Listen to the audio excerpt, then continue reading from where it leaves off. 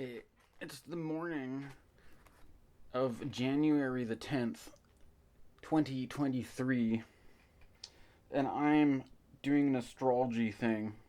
I'm doing a different style. I have a Zoom recorder that actually has probably better sound than my iPad, although I'm just doing audio without any video. But I have computer programs where I can put in images over top.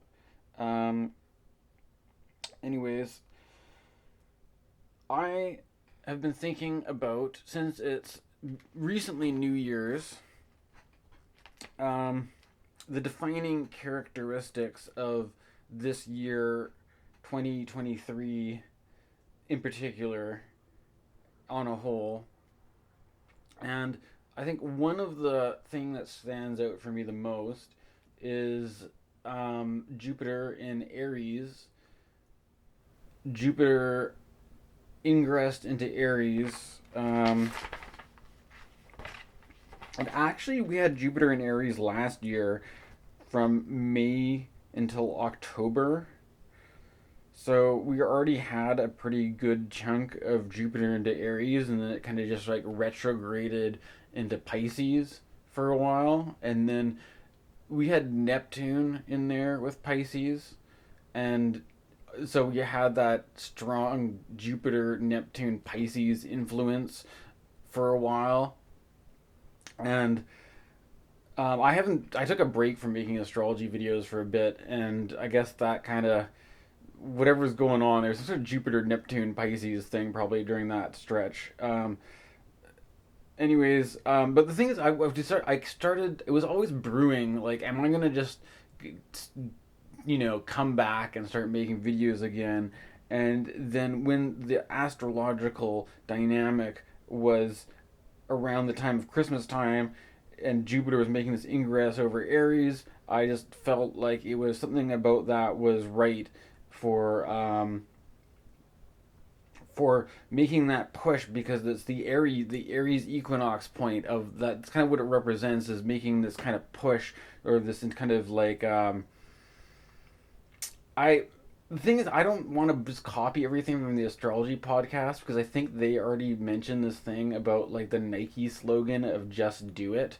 But I have to admit that I started noticing that my sister started saying that her New Year's resolution was to take a "just do it" attitude, and that I was like, well, hold on. So this whole like Aries, right? Mars. It's very kind of the aggressive, athletic, just do it. If there's anything that Aries represents, it's this kind of this initiative push to just do it, just go out there and do the thing you got to do, and get over it and do and whatever. And like there's that assertive Aries Mars thing, and um, the and I see Carl Jung had this line where it's like you don't have to, for when you're doing archetypal stuff, you don't there's like active imagination where you sit around trying to like visualize different things, but there's like when you don't have to work for things to just show up and be like, oh yeah, okay, I didn't have to like try to whatever figure, I mean, whatever. It's not even somebody else already made the association of just do it before with Jupiter and Aries, so I'm not even doing the work here. But when you start to see that attitude show up in alignment with the planets, when whether or not that's coming from people watching astrology videos, or if it's just the thing that's in the air, you notice that it's something's kind of pushing you, I suppose, to play your hand, get in the game, do what you got to do, and that kind of goes with Aries. That the humming and hawing of Pisces, the indecision that comes with mutable signs. Finally, it's just like, okay, ante up, kind of, you gotta lay your cards on the table, or you gotta get like, get the show on the road, or whatever it is. And that seems to go with the Jupiter and Aries quality. The other thing about this year, 2023, is that Jupiter in Aries has been here since December. So it's already been here for like, I don't know, about a month or so, I guess. Well, not even a month. But it's going to be here until May 17th, 2023. And so that's like not really that long, really. That's almost until summer. So you got like most of spring with Jupiter in Aries, and then the second half of the year is going to be all Jupiter in Taurus. And Jupiter in Taurus is going to be a different vibe for a number of reasons. One thing, I'm actually looking forward to Jupiter in Uranus because I don't know if I don't know when I'm going to go traveling again. But last time I had a well, no, it wasn't last time. I had a fun traveling adventure in Australia when there's a Jupiter Uranus conjunction, and I also there's something about Jupiter like there's a lot of the I don't know. I think there's certain things that can happen under a Jupiter Uranus conjunction that you know you might life might seem kind of lackluster and not so great when certain elements are just missing. Like, why is this element of that was so great not here right now? And they're like, oh well, because it was these planets were hitting off of this one-time thing. You idiot. the, well, no offense or anything, but you know, there's when you have a more insight, then you can be like, oh, okay, so there's a time there's a time and a season for everything, right? And a good old Jupiter Uranus is something I'm cautionally optimistic towards because I feel that Jupiter always has the Jupiter's more about hoping about things, I find, and it sort of gets my hopes up, and then I have this thing, or I actually live a pretty there's I have to admit, I don't know, you can't take anything for granted, right? You can't take anything for granted, and there's certain underlying things going on that you have to like count your blessings and thank Jupiter for all he's done for you and be modest about it. And everybody's got Jupiter doing something in their chart, you know. And then the people have really good Jupiter placements, and they're like, they act like their life is miserable, despite the benefic influence of you know, the god they're not noticing. So maybe with Jupiter, it's not about like, oh, I wonder what all these good things are to happen, but to appreciate because it's so I don't know. Is Jupiter has this thing that's very powerful, but I don't know, maybe Jupiter and Uranus especially is like brings in the quality of the I don't know, kind of rebellious or sudden breakthrough or big changes. It's like but the benefic quality of Jupiter is great. The problem is that we're also having these eclipses in Taurus, though, right? So the Taurus is kind of a highly charged area with the eclipses, but then Jupiter is going to go in there after the eclipses. So it's kind of like a bit of the wax on, wax off, maybe. That like the eclipses are a bit rough on the Jupiter, or whatever, the Taurus and the fixed signs. These eclipses are kind of rough, but once we get Jupiter in the fixed signs, it's kind of like Jupiter in the fixed signs is going to be like the nice polish that goes on after the the buffing, I guess, right? So the eclipses are kind of like the buff, you know, like putting a hard rock in a tumbler or a buffer, or you're scratching off all the wearing off all the wearing it down, and then when Jupiter goes in there, you're just gonna get like the nice polish, and it's gonna be all like, you know, the shiny gem once you get Jupiter happening. So it's like if you see it as part of like using that as an analogy and a part of a process. Um, yeah, I'm looking. I think Jupiter in Taurus is a good influence to look forward to at the second half of the year.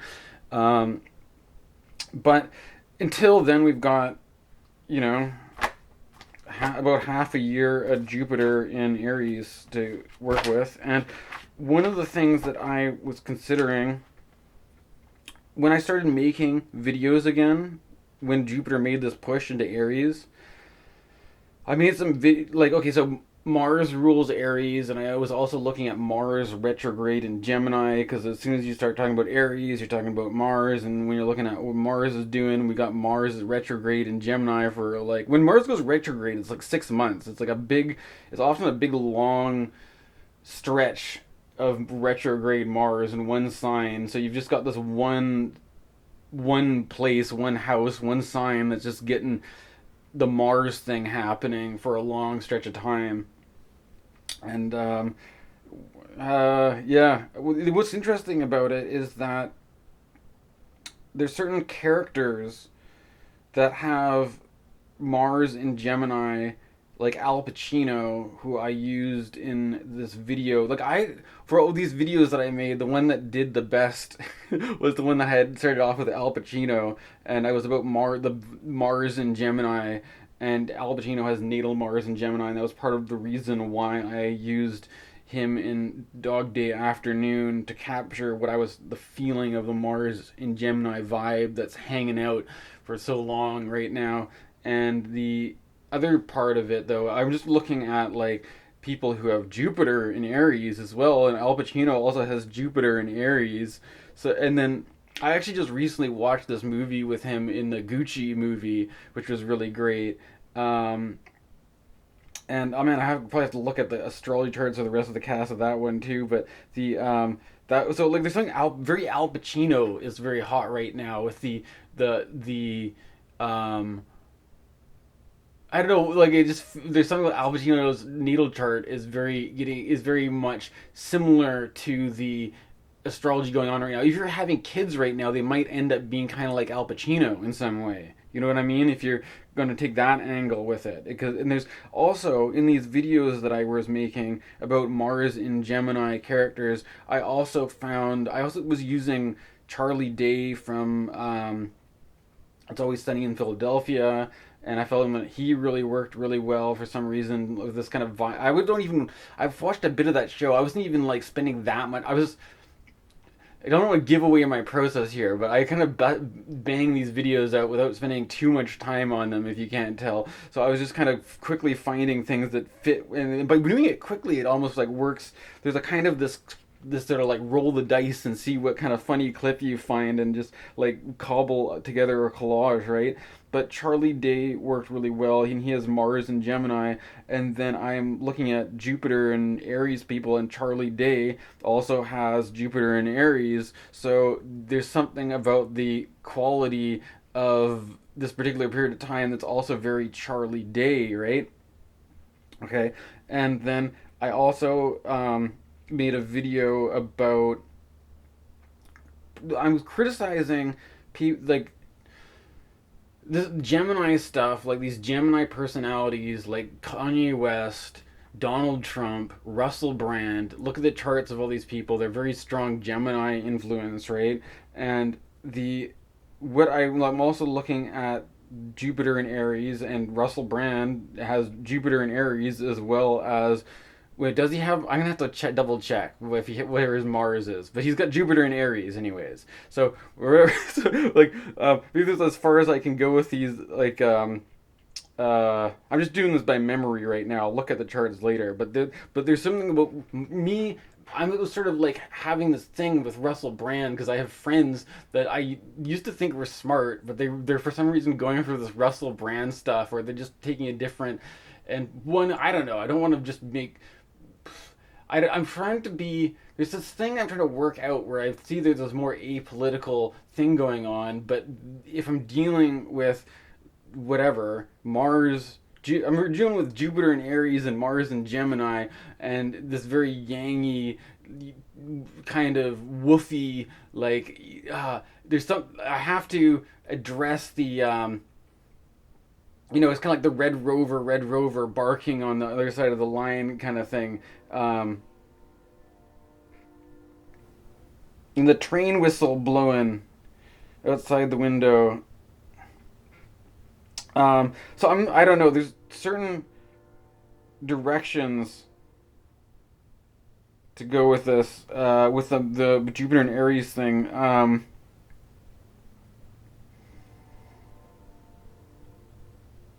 There's a noticeably heavy metal direction because I noticed that both James Hetfield and Lars Ulrich have Jupiter in Aries, as well as somebody else.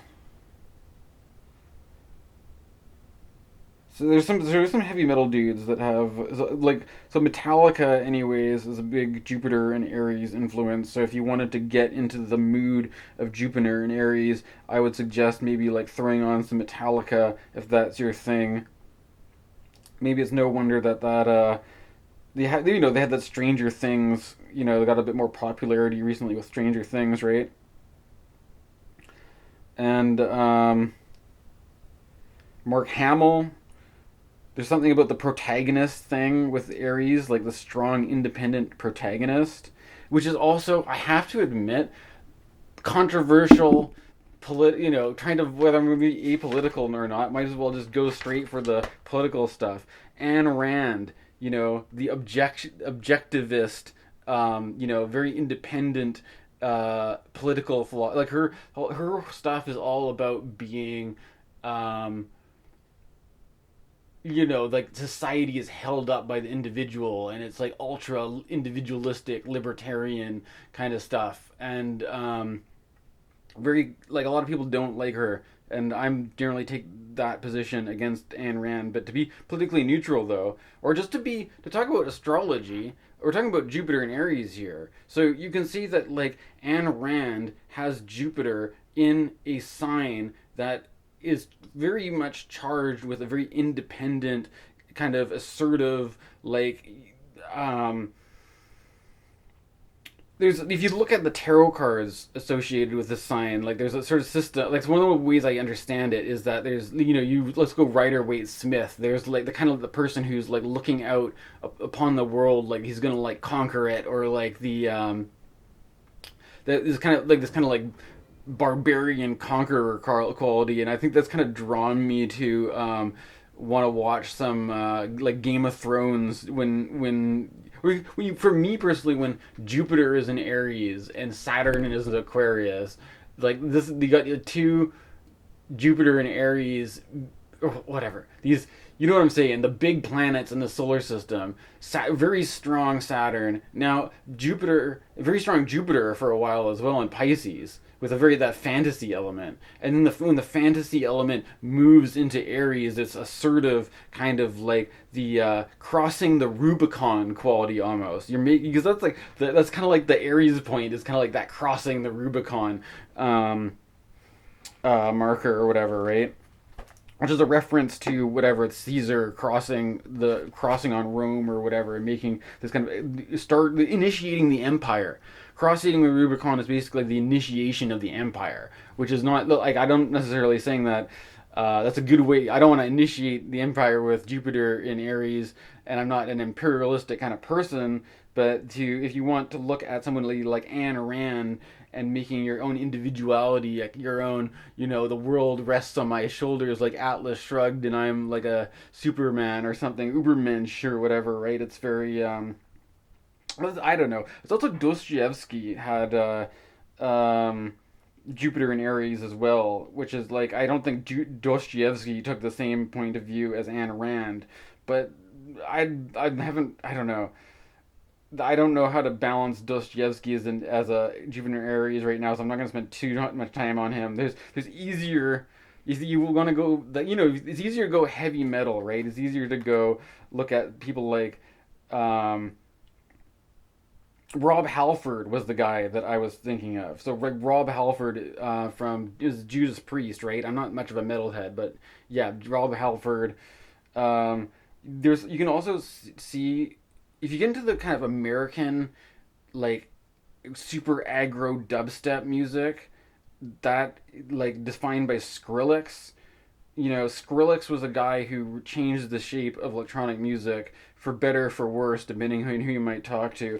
But he is definitely an influential character, and Skrillex has Jupiter and Aries. So if you want to understand the Jupiter and Aries vibe, you can make a mixtape with like Metallica and Skrillex, and then maybe throw on some MIA because she's got Jupiter and Aries. There's also some more mellow. You could also take it in the Tori Amos direction or the Feist direction for if that the heavy metal thing is a bit too hard for you, or if you're the kind of entrepreneurial type who likes drinking vitamin water, then 50 Cent has Jupiter in Aries. Um, Tiger Woods has Jupiter in Aries. Michel Gondry has Jupiter in Aries. He's a good director. Um, Tracy Chapman. There's this Tracy Chapman song about like driving my little car or whatever. That's a kind of like I feel like the fast car kind of thing of Tracy Chapman is very Jupiter in Aries. Andre 3000, Jupiter in Aries. You can there's a certain I don't know, the way the bombs over Baghdad just comes is like such a fast there's like kind of assertive just bursting onto the scene kind of quality with a lot of Andre 3000's music, like these kind of pop like that pop influence that just like that you get with some of the stuff. Lauren Hill. Lauren Hill, okay, you get that Mars stuff, right? The very a confrontational kind of thing going on with Lauren Hill. You see with Mars, Jupiter kind of element. Um, Jack White. I mean, the white stripes even. Like, what do you think about? When you think of the color scheme of Aries, you think of red, right? Instead of like a Jupiter and Aries and the independent thing, like very stripped down, like just have a guitar and just a very like somebody banging very minimally on the drum kit kind of thing. That kind of goes with the Jupiter and Aries aesthetic. Um, and so, like I mentioned before, Russell Brand, Charlie Day. You could put in like other comedians like David Cross, Rashida Jones, Conan O'Brien, like Nicolas Cage. Whether you want to consider it a comedian or not, he's kind of funny though. Robin Williams. I don't know if there's other John Cleese. I don't know if there's other people who've already done this, but I'm whatever. These are all Jupiter and Aries people. Jupiter, the comedic side of Jupiter and Aries. Um, there's also a horror kind of direction, maybe with the maybe because Mars is a malefic, but you've got like H.R. Geiger had Jupiter and Aries, Wes Craven. Uh, there's also like actors like Harvey, or I don't know. I'm kind of just going off here. There's too many on the list.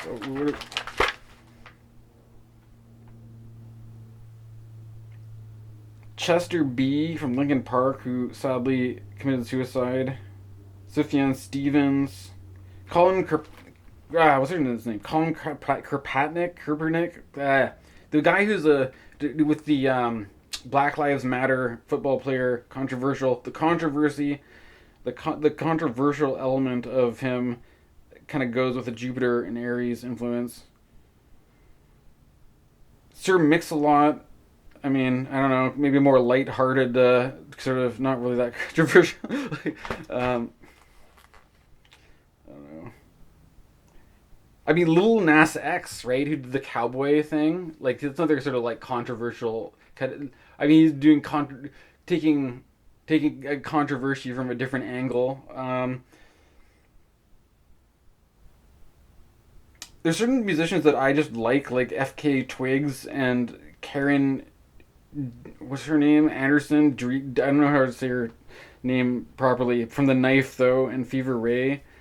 Like you think about, there's also the thing I was saying about white stripes and the color red and the knife, and they have this like raise your hands for the color red, or there's very like the aesthetic of the knife and the aesthetic of the white stripes. They're not. I'm saying that there's something about, or the stripped downness of the knife, the very kind of minimal electro pop kind of angle that kind of is like the electro, same kind of white stripes ish kind of thing going on.